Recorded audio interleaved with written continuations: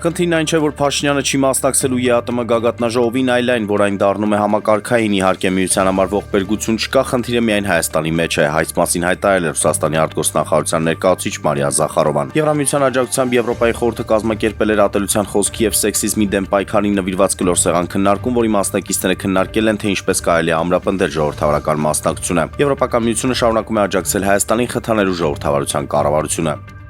Պաշտպանության նախարարության մամուլի քարտուղար Արամ Թորոսյանը հայտնել է, որ Ուժեղ Հայաստան կուսակցության անդամներից մեկի տարածած տեսանյութում դեռևս անհայտ անձը ստահոդ տեղեկություններ է հայտնում, թե իբր վերջերս ջերմուկի հատվածում զինված ուժերի բանակային դիրք է հանձնվել։ Հայտնում է, որ նշվածը ապատեղեկատվություն է։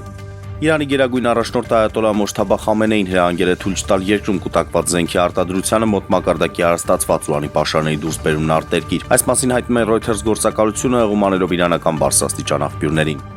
Ֆրանսիայի նախագահ Էմանուել Մակրոնը իսկ սոցիալական ցանցի իր էջում հայտնել է Ադրբեջանի նախագահ Իլհամ Ալիևի հետ ունեցած հեռախոսազրույցի մասին։ Իր հրապարակման մեջ Ֆրանսիայի առաջնորդը նշել է, որ զրույցի ընթացքում վերահաստատել է Փարիզի լիակատար աջակցությունը Հայաստանի եւ Ադրբեջանի միջև խաղաղության հաստատման ուղղված դինամիկային։